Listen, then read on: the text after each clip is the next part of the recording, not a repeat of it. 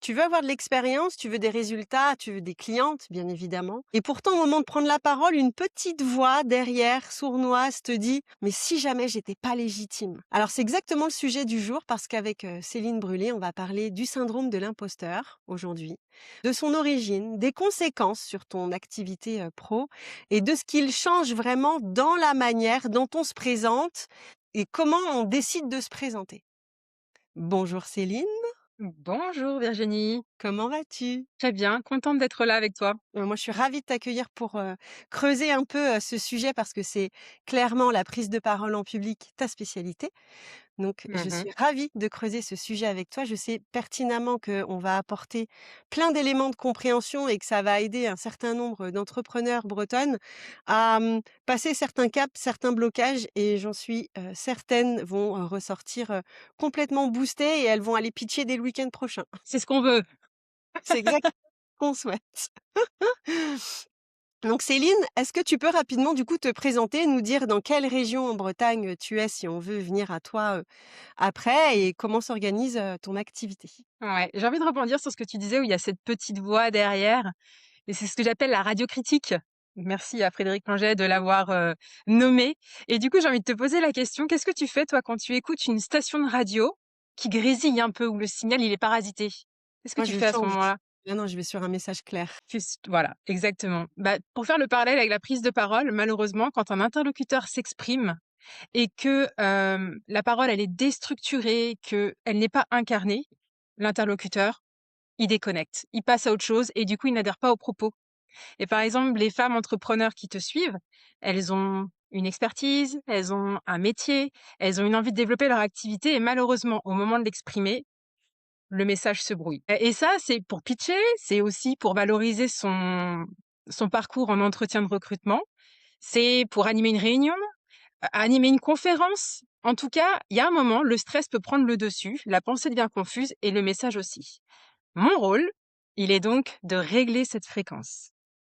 Je suis coach certifiée et formatrice prise de parole en public et j'aide les hommes, les femmes, les salariés, entrepreneurs, conférenciers, conférencières à clarifier ce qu'ils portent en eux et à l'exprimer avec assurance et impact, et que ce soit en individuel ou en collectif, hein.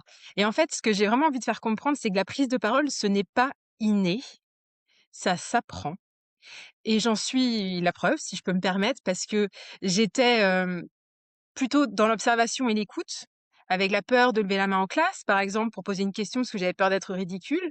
En réunion, j'étais plus à acquiescer, affirmer ce qui était dit que d'amener un autre point de vue, parce qu'il y a la peur du regard de l'autre. Et à un moment donné, la vie a mis d'autres expériences sur mon chemin et je me suis challengée parce que ça vibrait, j'y suis allée et je suis devenue chroniqueuse sur un plateau télé, France 3 Bretagne, animatrice d'événements de 350 personnes. Et donc, c'est possible. Et la parole, c'est vraiment un moyen de s'affirmer, de se respecter, de se rendre visible. Alors j'ai vraiment envie de jouer là-dessus pour les personnes que j'accompagne. Et l'expression de soi, c'est pas uniquement la parole, hein. C'est pas que ça. C'est aussi des choix que je fais, faire des choix qui sont alignés. Et alors pour moi, c'est plutôt des choix professionnels, hein. J'interviens sur cette sphère plus professionnelle. Et ça, c'est au travers du bilan de compétences. C'est de pouvoir accompagner les personnes à définir un projet professionnel qui leur correspond. Alors on pourrait se dire, c'est quoi le lien entre bilan de compétences et prise de parole? Dans les 2 cas, je pars de soi, la connaissance de soi. Quelle est votre histoire? D'où vous venez? Qu'est-ce que vous voulez incarner?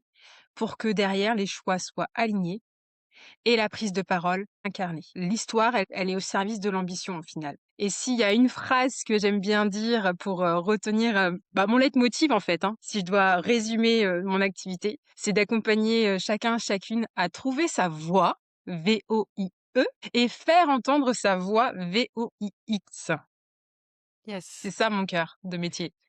Non, mais tu as tout à fait raison, le lien se fait de façon, complètement, naturelle et c'est surtout que la prise de parole en public, enfin, je sais pas si tu es d'accord avec ça, mais ça commence à partir du moment où ne serait-ce que tu t'exprimes devant quelqu'un d'autre, y compris en entretien, en fait. 2 personnes, c'est un public. Alors, challenge-toi, reprends-toi, il s'agit pas pardon, il s'agit pas forcément d'aller faire un TEDx. On n'en est pas là. Non, Mais exactement. déjà ça, d'aller faire un entretien et d'aller, Ouais, se challenger, se présenter, et rien que de se présenter, même de façon informelle, sur différents réseaux, ça commence, enfin voilà, ça vient forcément titiller un peu, tout ça et justement je voulais reprendre avec toi, parce qu'on parle beaucoup du coup du syndrome de l'imposteur, mais pour toi, est-ce qu'il s'agit vraiment d'un manque de confiance ou il y a est-ce que c'est vraiment lié à l'individu ou il y a quelque chose de plus ancré derrière, de plus vieux? J'ai envie de dire les 2. Il y a une part de confiance en soi, mais qui peut être liée aussi à l'histoire. La mienne, mais aussi celle de mes ancêtres et de l'histoire de la société aussi. Je pense qu'il y a comme un héritage que l'on a, notamment en tant que femme, parce que, je vais juste donner un fait historique que tout le monde connaît, hein, le droit de vote. Bon, 1944 seulement. Non, il y a plein d'autres exemples comme ça qui font qu'on a été conditionnés et qui ont, au final, créé le fait que, on était plus, nous, les femmes, dans une forme de douceur, de gentillesse et au service d'eux, qu'à réellement prendre notre place, nous exprimer et gagner et avoir des ambitions. J'ai un livre de ma grand-mère, alors c'est passionnant, hein. J'ai regardé les livres de ma grand-mère, Le bonheur au foyer, comment faire le bonheur au foyer et dedans, il y a un parallèle homme-femme qui dit: «L'homme, c'est le commandement, la raison, la décision. La femme, c'est la douceur, le sentiment, le dévouement, La docilité. la docilité, être au service d'eux davantage et arrondir les angles, plutôt que d'affirmer et de prendre sa place, de décider les choses. Donc il y a comme un ancrage par l'histoire de nos grands-mères, arrière-grand-mères, enfin, et mères en fait, hein, qui fait que inconsciemment, on a un comportement où on s'auto-sabote. On se sent moins légitime que peut-être, les hommes. Alors, ils ont leurs problèmes aussi, hein, parce que justement le commandement, la force, voilà, c'est pas forcément mieux non plus, hein. Je veux dire, il y a comme des ancrages comme ça, des qui installent des biais et la confiance en soi, forcément, ça joue. Donc je dirais les 2. On vient de quelque part et on évolue avec et si on prend pas conscience de nos mécanismes, de qui nous sommes, on reste dans notre prison. On reste dans nos limites. J'ai envie de rebondir du coup sur ce que tu viens de partager, sur le fait effectivement qu'il y a une histoire, un ancrage en fait, culturel, transmis de génération en génération à travers le rôle de la femme. Hem, à mon sens et historiquement, si on va bien au-delà de nos arrière-arrière-arrière-grand-mères, mais qu'on remonte bien, bien, bien plus loin, hem, les femmes avaient autant le droit, d'être sur un terrain de guerre, de donner, de parler, de donner, de s'affirmer, sur, des prises de position qui concernent une communauté. Hem, comment on est arrivé à, je reste au foyer et mon territoire à moi se limite à ce foyer, à en prendre soin et à aucun moment je dois prendre de la place à l'extérieur. Alors là, je saurais pas dire exactement ce qui a fait que. En tout cas, l'homme est revenu au foyer et il y a comme quelque chose qui est revenu à la normale, parce qu'en fait, avant la guerre, c'était quoi? C'était peut-être déjà comme ça.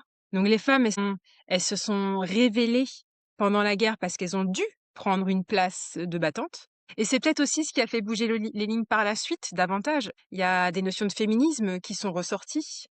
Et déjà, je pense à comment, Hubertine Auclair, qui est à l'origine justement du droit de vote. Et elle est décédée en 1914, donc elle a même pas pu profiter. Et ce sont ces femmes-là qui ont fait bouger les lignes. Il y a la parole qui s'est libérée, une envie de prendre une place, d'émanciper par rapport à l'homme. Ça a mis beaucoup de temps. Et heureusement, il y a des choses qui ont changé. Et il y a un autre fait, moi, qui me vient, c'est que parce que, bon, les choses sont revenues, la femme au foyer, l'homme au travail, il gère l'argent. C'était quand même assez fou aujourd'hui quand on regarde ça avec le recul. Et c'est seulement en 1965 que les femmes ont pu avoir un compte bancaire et avoir un travail sans le consentement de leur mari. Donc c'est aberrant quand on y pense. C'est l'époque de nos mères et nos grands-mères, c'est pas si vieux que ça. Et les choses, elles bougent. Il y a quand même une évolution au niveau de la place de la femme dans la société. Je pense que si on regarde, oui, nos arrière-grand-mères et rien que quand on regarde aujourd'hui, il y a déjà des lignes qui ont bougé et j'espère que ça va aller encore plus loin. Donc pour répondre à ta question, qu'est-ce qui fait que c'est revenu comme ça? Bah, j'ai envie de dire peut-être que ça l'était déjà avant et que simplement on a voulu reprendre les choses telles qu'elles étaient. Hem Et ça n'empêche que ça a dû réveiller aussi une volonté de faire entendre sa voix parce qu'elles sont aussi actrices de la société. Elles représentent, la moitié de la population et leur voix n'était pas entendue même au niveau politique. Et si les décisions sont prises que par des hommes, comment les droits des femmes peuvent être davantage respectés? Donc c'était vraiment le fer de lance, d'Hubertine, c'était de pouvoir justement donner cette parole au niveau politique pour que les lignes bougent. C'était le premier palier pour elle. Aujourd'hui, je dans l'entrepreneuriat, j'ai pas de statistiques là-dessus, mais la part des femmes et la part des je pense qu'il y a beaucoup d'hommes qui entreprennent, mais je pense que les femmes, prennent davantage leur place et de plus en plus, elles osent, se lancer et cetera. Après, il y a d'autres, choses dont elles ont besoin, sur lesquelles elles ont besoin de se faire accompagner, pour continuer sur cette lancée parce que personnellement, je me trouve hyper résiliente, hein. Et hyper courageuse dans, les reconversions professionnelles, d'assumer certains choix et cetera. Je trouve ça franchement génial. Mais aujourd'hui dans l'entrepreneuriat, il me semble que justement ce syndrome de l'imposteur, en fait, cette radio critique comme tu l'as appelé tout à l'heure, vient nous challenger, trop régulièrement, quand bien même on est hyper experte dans notre domaine d'activité. Qu'est-ce qui fait ou qu'est-ce qui fait qu'on peut se sentir autant experte que, imposteur à un moment donné dans, cette posture de chef d'entreprise, de femme qui entreprend, aujourd'hui? Les 2 sont liés ou c'est quelque chose qui est décorrélé? Du fait de se sentir autant experte que imposteur? Ouais. Alors déjà pour compléter ce que tu disais tout à l'heure sur les statistiques, ce que j'ai regardé dans l'entrepreneuriat, les femmes en 2025, c'est des stats de BPI, elles représentent 33 des créateurs d'entreprises en France. Et généralement, ce sont des petites entreprises. C'est moins de 20, c'est presque 15 pour les grandes entreprises. Donc il y a encore une marge de progression là aussi. Après, on peut se sentir, pareil, hein, j'ai envie de te dire, est-ce que les femmes se sentent toujours réellement expertes de leur domaine ou est-ce qu'elles se remettent toujours en question? On peut parler aussi du syndrome de l'expertise, hein. Le syndrome de l'experte, à vouloir toujours en savoir plus parce qu'on n'est pas assez. «Je ne suis pas assez», je l'entends très souvent et des fois, pour les personnes qui se sentent compétentes dans ce qu'elles font, c'est le fait de le valoriser auprès des autres qui est plus compliqué. C'est le regard de l'autre qui vient influer sur la capacité à valoriser son activité. C'est l'extérieur qui joue sur l'intérieur et inversement finalement, parce que ça part de soi aussi, hein. C'est l'image qu'on se fait de ce que les autres penseront. C'est une histoire qu'on se raconte, mais on se la raconte avant. Comme ça, on se sabote avant.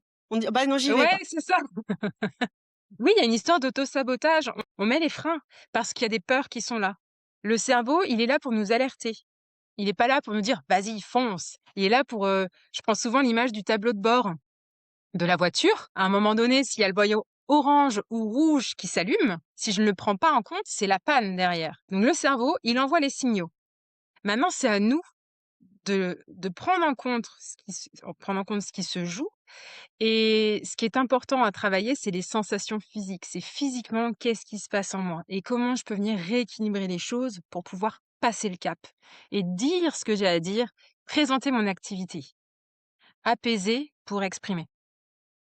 Et ça nécessite à un moment donné, de toute façon, oui, de passer le cap, de se mettre un petit coup de pied au derrière, si je peux me permettre, hem, sortir de sa zone de confort pour pouvoir aller de l'avant, quoi. Quand on a échangé avant d'enregistrer, cet épisode, on avait parlé en fait des choses qui, aujourd'hui encore, perdurent dans, le conditionnement, l'environnement, le contexte, heu, pour les jeunes filles, les petites filles aujourd'hui, qui fait que quand elles deviennent femmes, en fait, c'est tellement imprégné de ce qu'elles ont vécu et je trouve ça horrible parce qu'on continue, on perpétue ça et on n'arrive pas à changer. Je parle notamment on avait parlé de l'exemple de la cour d'école. La cour d'école aujourd'hui et moi mes filles, elles ont 12 ans et je peux t'assurer qu'il y a encore 2 ans en CM2, une de mes filles râlait encore en disant: «On n'a aucun espace pour jouer dans la cour». La cour est toute petite, c'était une petite école. «On n'a aucun espace pour jouer parce qu'il y a le foot et que les garçons jouent au foot et qu'il faut leur laisser de la place», et on en parlait la dernière fois. Comment ça se fait qu'aujourd'hui, on remet pas chacun à sa place? Je comprends pas.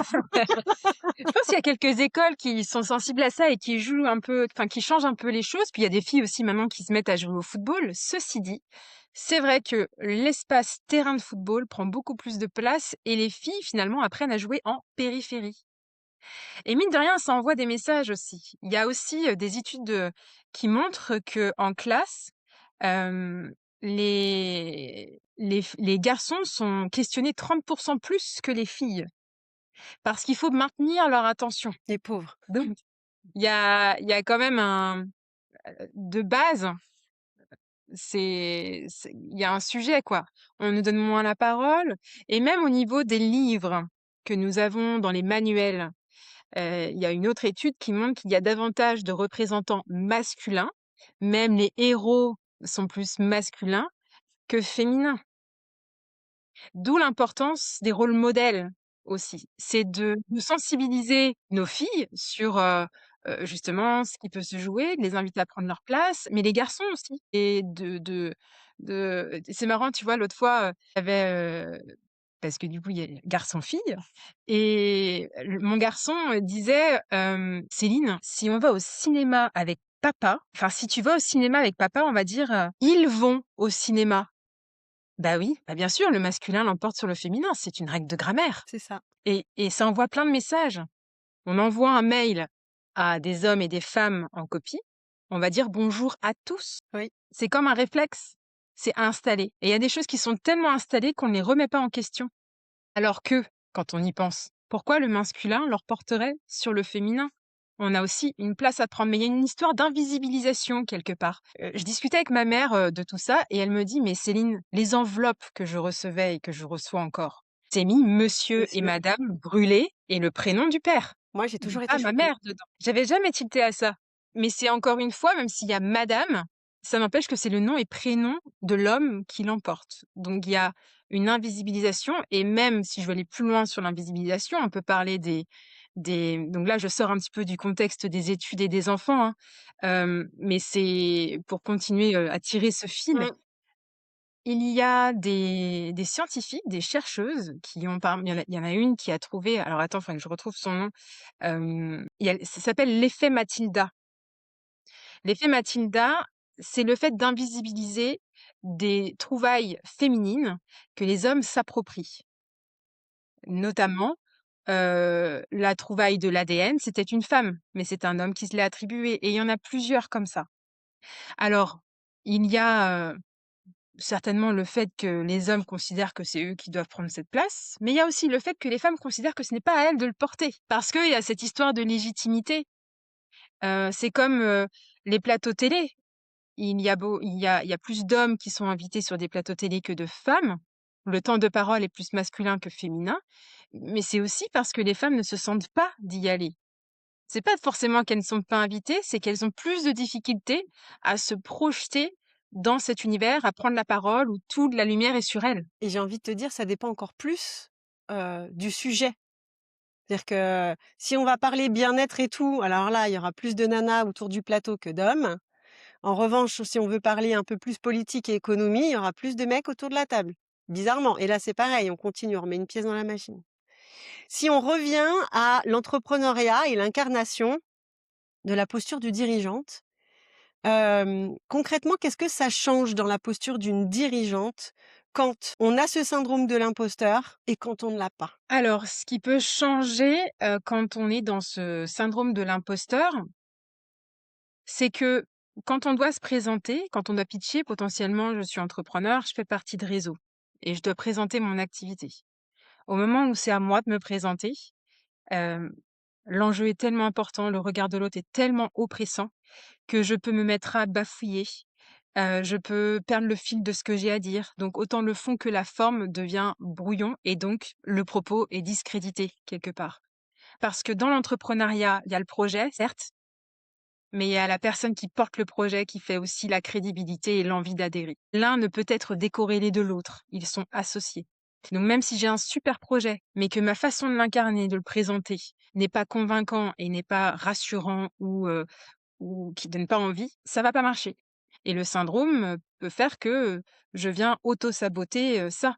Si je prends pas le temps de me poser là-dessus, de faire bouger les lignes, je vais m'enfoncer en plus. Donc le risque, c'est de rentrer dans un cercle vicieux où l'estime de soi diminue, la confiance en soi en est forcément impactée. Donc tu vois, il y a un enchaînement de choses qui fait qu'on est de plus en plus réfractaire à l'idée de s'exprimer parce qu'on a de mauvaises expériences. Ça arrive souvent, hein, que des personnes, heu, préfèrent, trouver un moyen d'éviter de parler parce qu'il y a eu une mauvaise expérience au démarrage. Donc c'est éviter ce cercle vicieux qui est important, c'est de trouver les nouveaux, jalons pour aller plus loin. Est-ce qu'une parade à ça, en fait, cette panique, à ces émotions qui viennent nous parasiter sur la prise de parole ou comme le pitch, serait, la surpréparation? Le fait de s'entraîner, s'entraîner, s'entraîner, s'entraîner, s'entraîner, que ce soit tout seul, même face caméra avec une vidéo, parce que on parle du regard des autres, mais du regard sur soi, je pense que c'est pire. Mais, est-ce que ça pourrait être, une façon de bien se préparer à cette prise de parole en public? La préparation est un élément essentiel, je peux pas te dire l'inverse. Parce que ça permet aussi de prendre le temps, mine de rien, de poser les mots, de savoir quelle est la ligne directrice que je veux donner à mon propos et de s'en imprégner. Il y a déjà une bonne partie du travail qui est faite avec ça. Je dirais pas se surpréparer, mais simplement se préparer. Qu'est-ce que t'entends toi par surpréparer? Ce serait quoi ta vision de ça? Bah, en fait, la surpréparation, c'est vraiment, en faire un comme si tu tu faire un Aerox quoi, tu vois? Tu restes focus en disant: «Il faut vraiment» c'est pas juste: «Je prends le temps, j'inspire, j'expire, je me prépare», ça devient l'obsession. Je veux me préparer, j'ai un pitch en mode guerrière, quoi. Et est-ce que, ce fonctionnement-là, vraiment pour arriver à un état d'équilibre pour compenser, tu vois? Entre la trouille, le trouillomètre à 0 et arriver à une confiance à 2000 et au final, le jour J, le moment du pitch, tac, ça s'équilibre. Je vois ce que tu veux dire, ouais. Le t OK. Bah ouais. Quelque part, ce que je retiens dans ce que tu évoques, il y a une question d'état d'esprit. Tu dis en mode guerrière. Donc l'état d'esprit est important. Si je nourris la pensée négative, je vais provoquer le scénario que je me fais, puisque je me conditionne à ça. Tu parles de sport, les sportifs, ils font de la préparation mentale. Alors fut un temps, j'ai fait du patinage artistique, voilà. Courte expérience de 5 ans, j'étais jeune, voilà. Et bien quand j'avais des compétitions, mon réflexe, c'était que, par exemple, la veille au soir, je fermais les yeux et je visualisais tout mon parcours. À quel moment je fais un triple lutz, non je plaisante, j'en étais pas arrivée là, hein, mais quel était mon parcours et je le visualisais de façon, positive. C'est-à-dire que tout se déroulait bien, en rythme avec la musique. J'étais confiante, je roulais bien. J'optimise les chances que ça se passe comme ça et ça fait partie des techniques des orateurs, de faire une visualisation positive du moment où ils vont devoir s'exprimer. Quand je dis orateur, on est d'accord, je parle pas uniquement de conférenciers, hein. Les orateurs, les oratrices, c'est, des salariés qui animent une réunion, des managers, ça peut être des conférenciers bien sûr, mais des entrepreneurs, enfin, c'est tout le monde est concerné par ça. Donc oui, l'état d'esprit joue et ça fait partie pour moi de la préparation. Au-delà du contenu, c'est aussi de se préparer mentalement, physiquement, mais pas d'en faire une obsession. Oui. Non, mais parce que ça peut tellement stresser, on se dit: «Voilà, j'ai un pitch à faire en réseau». Généralement, moi, je l'ai vécu et pourtant à l'oral, je suis à l'aise. La preuve, podcast, tout ça, pas de souci. Mais alors, en réunion, donc présentation, pitch, 1 minute, waouh! Allez, vas-y, on se challenge, on respire un coup, mais ça vient, effectivement la petite radio, critique derrière et j'ai pas fini mon pitch que je suis déjà en train de me critiquer. «Oh, tu dit ça n'importe comment, mais pourquoi tu l'as dit comme ça? C'est pas comme ça que tu l'avais prévu». Je suis déjà en train de me saboter alors que j'ai pas fini mon pitch. Bien ça s'appelle l'esprit de l'escalier. OK. Pourquoi? Parce que, imaginons tu es sur scène.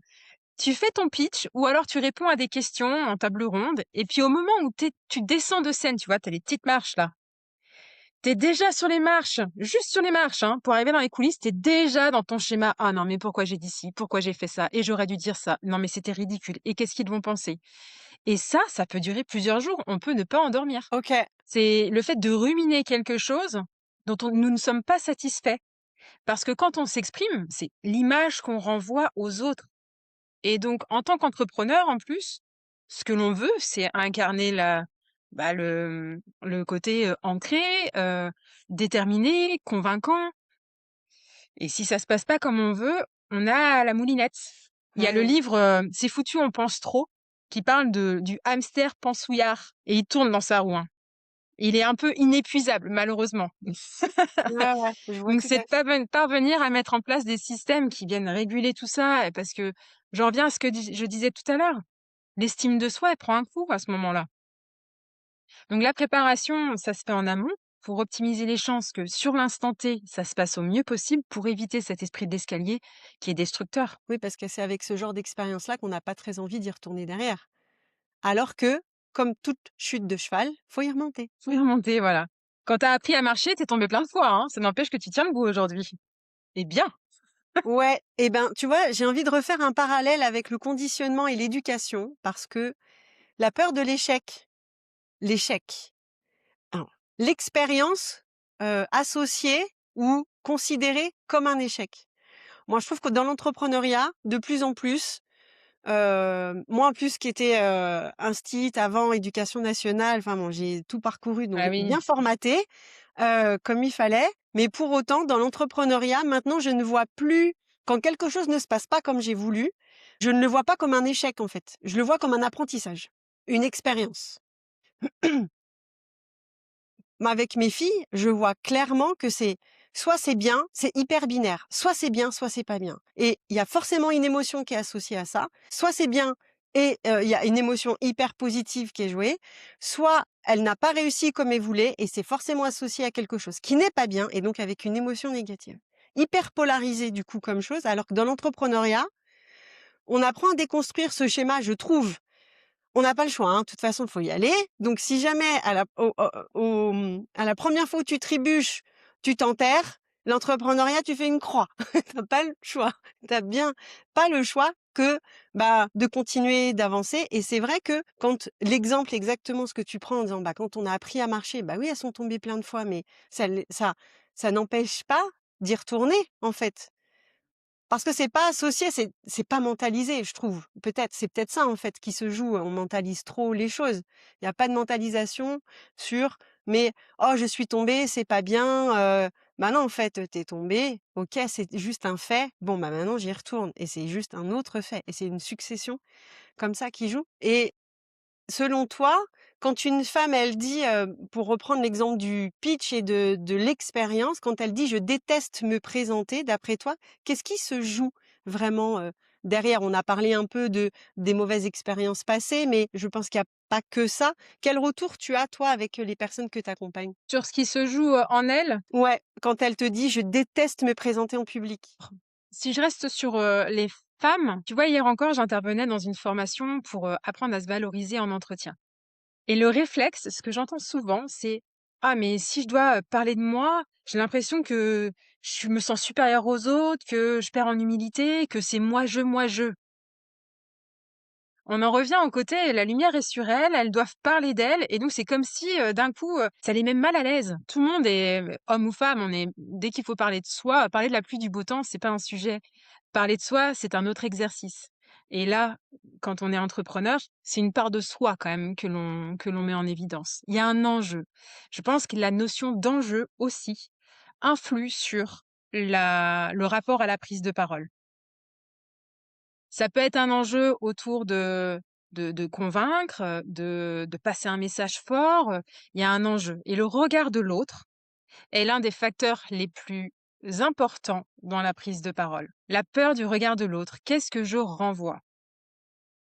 La peur de ne pas être à la hauteur, de ne pas être crédible, de ne pas être comprise. Il peut y avoir la peur des aspects logistiques, techniques et cetera, mais ce qui l'emporte, c'est vraiment l'image que je renvoie. Et souvent, on se fait des scénarios. On se met à interpréter des réactions. «Oh là là, il a regardé sa montre. Ça doit pas l'intéresser là, il a hâte de partir». Ben non, en fait, simplement, il a peut-être un rendez-vous après qu'il ne veut absolument pas louper. On cherche à valider des biais, hein. Ah On est complètement. c'est insupportable. On est plein de biais. Il y en a plus de 250 qui existent. Les biais cognitifs, ça vient vraiment tronquer la réalité. Ça vient erroner parfois des choix que l'on fait. Imagine, tu vas en rendez-vous commercial et juste avant, il y a quelqu'un qui t'a dit: «Ah non, mais ce gars-là, c'est hyper compliqué, hein. J'ai jamais réussi à le convaincre. Il est hyper dur». Bah, tu vois, ça te conditionne. Au moment où tu arrives, tu vas avoir une forme de comportement dans la croyance que c'est hyper compliqué. Donc tu vas peut-être essayer de justifier déjà direct pour essayer de le convaincre. Ça peut être typiquement féminin aussi, hein, se justifier. Heu, Faire un monologue parce qu'on a la peur du silence, la peur d'un retour où ça va pas le faire ou, on est plein de biais. Des biais qui conditionnent nos comportements vis-à-vis des autres. Des biais de confirmation. C'est comme quelqu'un qui peut apparaître, qui peut tu vois? Tu as un interlocuteur, tu présentes ton projet et tu as quelqu'un qui vient, réagir de façon peut-être plus ou moins agressive. On va le prendre pour soi, alors qu'il ne s'agit pas de soi, il s'agit du sujet. Déjà de faire la distinction entre les 2, je pense que c'est important de se détacher. Ça ne parle pas de soi, ça le parle de lui, en plus. Plus. Et généralement derrière, l'agressivité ou derrière le doute, simplement le doute ou le fait qu'on hésite ou qu'on c'est qu'il y a un besoin qui n'est pas exprimé, il faut aller le chercher ce besoin. Et malheureusement, le réflexe qu'on peut avoir, c'est de se justifier, c'est de redire ce qu'on a déjà dit. Alors ça peut marcher une première fois, mais si ça continue, à un moment donné, c'est de questionner le doute. Expliquez-moi, qu'est-ce que dans ce que je viens d'exprimer cause un doute chez vous? Quel est votre besoin? Heu et ça permet de voir vraiment le point central à aller, où il faut aller répondre là-dessus. Et comment, du coup, toi, comment transformer, du coup, ce pitch ou cette présentation en acte de, vrai positionnement, d'incarnation, sans passer par la justification? Comment on fait pour faire ce Ouais. switch? Déjà, je vais commencer par un constat. C'est Mmh. que j'entends très souvent, des femmes, entrepreneurs qui vont commencer en disant leur CV, d'où elles viennent, avant même de dire ce qu'elles font aujourd'hui. Ou alors, ça peut arriver, hein, mais je suis mariée, j'ai 2 enfants ou, bah, je suis Céline et je suis coach de prise de parole, en public, déjà ça passe mieux. Mais les autres cas que j'ai évoqués, c'est assez récurrent et malheureusement, les premières secondes sont hyper importantes. Elles sont c'est ça qui va définir si on va écouter la suite ou pas et qu'on parlait de biais tout à l'heure. Et ben, très rapidement, les interlocuteurs se font une idée s'ils vont être intéressés ou pas, ce que dégage la personne. Tout est observé inconsciemment, le verbal et le non-verbal. Avant même qu'on ouvre la bouche déjà, rien que notre posture, elle change. Donc s'il y a bien une première chose à travailler pour faire la différence, c'est ma posture. Je ne viens pas le dos courbé. Je redresse les épaules, je relève le menton et je regarde les personnes. Je respire. Et au moment de lancer le pitch, c'est de réfléchir déjà à quel message je veux passer. Quel est le cœur? Quel est mon pourquoi?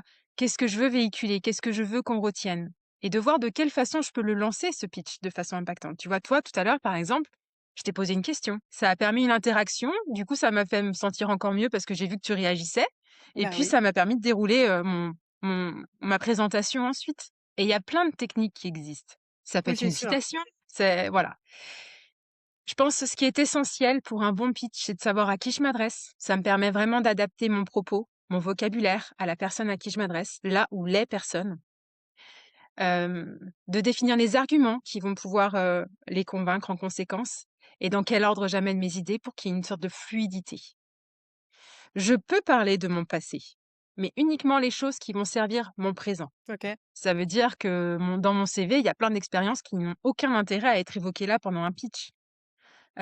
Et c'est vrai que j'entends souvent aussi des personnes qui vont commencer par expliquer, qu'elles ont vécu un burn-out. C'est vrai que ça, c'est la maladie du siècle. Il y a épuisement professionnel, burn-out et très souvent j'entends, ces notions-là dans les pitchs. Ça peut avoir du sens pour certaines activités et pour d'autres, Pas du tout. C'est pour moi simplement une façon de justifier comment j'en suis arrivée là aujourd'hui. Moi, ce que je veux savoir quand tu pitches, c'est qu'est-ce que tu me proposes aujourd'hui? Qu'est-ce que tu vas m'apporter? Quel est mon bénéfice à faire appel à toi?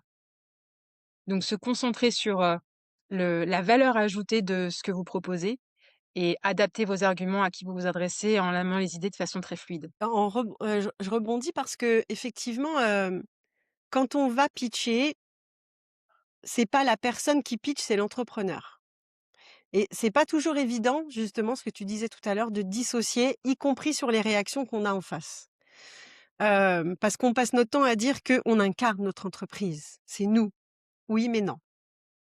Et effectivement, aller pitcher, aller dans un réseau, ça se travaille, en fait, parce que c'est du boulot. C'est pas: «Je vais passer un moment, je vais pas aller prendre l'apéro» et ça nécessite effectivement d'avoir une bonne connaissance du public en face.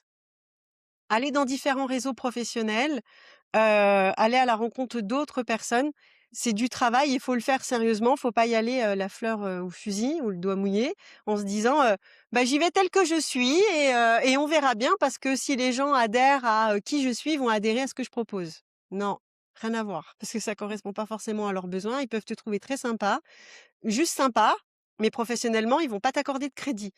Justement parce qu'ils te trouvent trop sympa. À un moment donné, faut rester dans de la crédibilité et cette crédibilité, on l'acquiert, bah, ce que tu disais tout à l'heure, en se préparant, en connaissant bien le public et ce qu'on va faire effectivement dans le message, qu'est-ce qu'on veut faire passer, comment on peut le faire passer et ne pas perdre son temps, parce que, ne pas se préparer à ce genre d'événement, à pas préparer son pitch et à pas être prête mentalement à sur ce genre de choses, c'est du temps de perdu.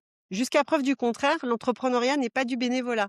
Donc même si le la soirée elle est sympa et que, on va te donner, 30 secondes de pitch, c'est l'occasion de parler 30 secondes une fois devant 20 personnes. Ça te coûtera, quoi qu'il arrive, moins d'énergie que d'aller discuter en one-one 30 fois et d'aller répéter la même chose à chaque fois. Donc en termes d'économie d'énergie, nous, les femmes qui, gérons, 15 000 carrières en même temps, il me semble que c'est super important de bien préparer, ce genre d'événement sur sa prise de parole en public. La visualisation, super technique. Se voir déjà, dans telle situation en réussite, bah, ça génère des émotions un peu positives et du coup, on a probablement moins d'appréhension d'y aller, si on le visualise positivement. Alors c'est sûr, si on le visualise: «Je vais me scratcher», on n'y va même pas. Mais ça fait partie des choses, qui me semblent, super intéressantes que tu partagées, tout à l'heure. Et si tu avais ne serait-ce qu'un conseil à donner à quelqu'un qui doit aller pitcher la semaine prochaine, qui l'a jamais fait, au-delà de ce que tu as déjà partagé, la chose la plus essentielle, ça serait quoi? J'ai envie de poser une question. Vas-y. Qu'est-ce que tu n'oserais pas faire? Ah ouais, bah, c'est ça qu'il faut faire, c'est ça? Alors y aller avec un nez rouge, non. Non, en fait, c'est naturellement la question qui m'est venue dans la tête quand je t'ai écoutée, que, pourquoi ça m'est venu comme ça? Parce que, on bride beaucoup. Tu vois, dans le bilan de compétences, par exemple, il y a un moment donné, je demande aux personnes de réfléchir à leur scénario de vie idéaux. Ils ont la baguette magique. Qu'est-ce qu'ils peuvent vivre? Et ben, mine de rien, c'est hyper intéressant ce qui ressort. Souvent, ils disent: «Non, mais ça, c'est ah non, non» et ça arrive des fois que ça finisse par là. OK. Donc c'est qu'est-ce que je m'autorise pas à faire? Et puis, de surprendre, en fait, d'essayer de surprendre. Ça, c'est ce qui va faire que vous allez impacter, davantage. Après, j'ai quand même envie d'ajouter des choses. Tu me questionnais tout à l'heure sur le syndrome de l'imposteur, comment, passer au-delà quand je pitch. J'ai, amené des éléments sur l'instant T, mais j'ai envie de dire que c'est déjà un travail en amont. De prendre le temps de se questionner sur qu'est-ce qui se joue pour moi justement? Parce que l'expérience de chacune est différente, l'histoire de chacune est différente. Donc qu'est-ce qui dans l'histoire de la personne, qu'est-ce qui dans ses peurs se déclenche? D'avoir une plus grande connaissance et compréhension de son fonctionnement, c'est comme identifier quels sont les barreaux de la prison pour pouvoir en sortir. Si je n'ai pas conscience de ça, c'est difficile. Donc de prendre les choses à la base, à l'origine, pour pouvoir ensuite identifier des actions. Et ce que je préconise, c'est pas de tout révolutionner d'un coup, c'est de voir quelle est ma priorité pour y aller pas à pas. Si par exemple, j'ai identifié que chez moi, ce qui me jouait le plus de tours, c'est que, je parle super vite. J'ai un débit qui est très rapide et du coup, ma pensée, elle s'emballe. Bah, il faut peut-être que je m'entraîne à avoir un débit qui est plus doux.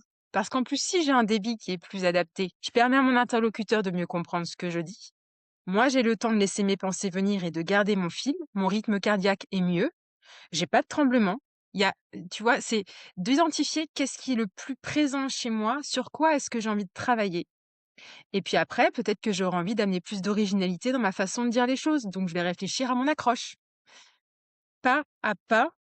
Et au final, ça fait un grand pas quand on se retourne. Et c'est ça qui, le changement, c'est pas de tout révolutionner, c'est d'y aller step by step en ayant bien identifié ce qui est de l'ordre de la priorité. Et du coup, le syndrome de l'imposteur, il disparaît un jour ou on apprend à avancer avec? Je pense qu'on apprend à avancer avec. Parce qu'en plus, la vie n'est que mouvement et on va d'expérience en expérience. Et en tant qu'entrepreneur, il y a des choses qui évoluent aussi pour nous. On veut amener une nouvelle offre, un nouveau service ou avoir une nouvelle corde à notre arc. Et ben à chaque fois, ça peut se renouveler parce que bon, il y a des choses qui sont là, qui sont en nous, qui se travaillent, qui évoluent. Euh, Par exemple, tu vois moi. J'ai eu une vie un petit peu, j'étais cadre, j'étais 9 ans en agence web et voilà, le cadre était normal, si tu veux. Et puis, je suis partie en voyage et quand je suis revenue, j'ai vécu de nouvelles expériences qui m'ont énormément challengée. Je parlais de chroniqueuse France 3 Bretagne, d'animation d'événements, formatrice.